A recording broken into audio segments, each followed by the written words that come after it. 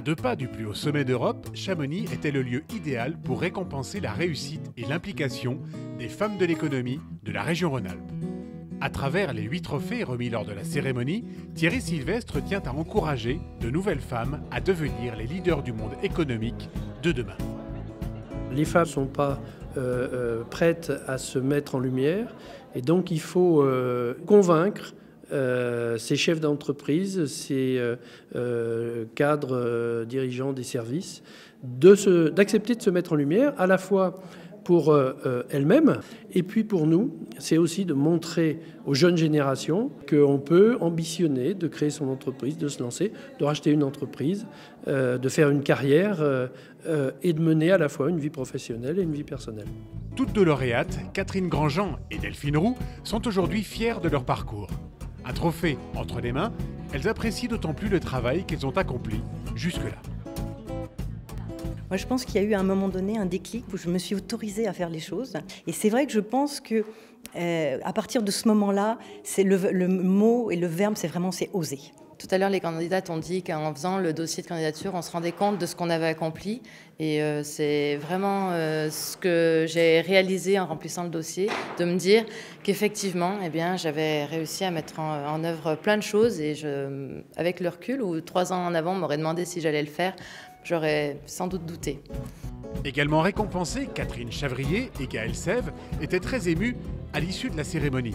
Elles espèrent maintenant que leurs parcours feront naître des vocations et entendent bien conserver très précieusement leur trophée pour ce qu'il est, mais surtout pour ce qu'il suggère.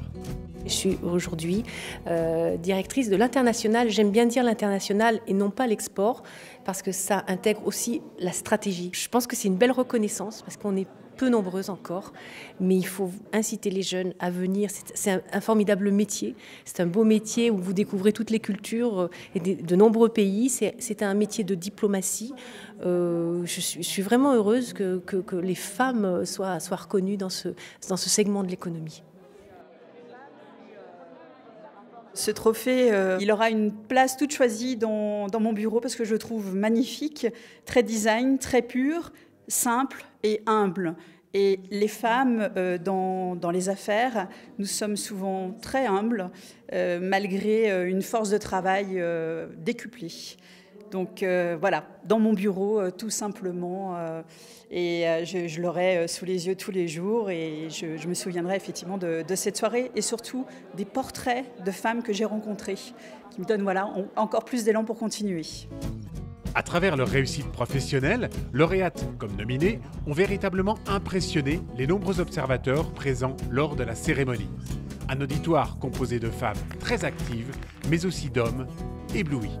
Chaque fois, je suis impressionnée par le nombre de femmes qui gèrent des entreprises et qui se développent et qui avancent et qui ont cette énergie, cette volonté d'avancer. Donc je trouve que c'est formidable et il faut les mettre en avant. Quand on est femme, quand on est homme, et je crois que c'est encore plus le cas quand on est femme, on a une vie professionnelle à gérer, mais également les enfants, la maison, etc. Et que les hommes ne traitent pas toujours. Donc voilà, je suis assez admiratif et je leur tire un grand coup de chapeau. C'est un message d'espoir pour la féminisation des métiers de l'économie, la féminisation de l'entreprise. Je suis très enthousiaste à l'issue de cette soirée.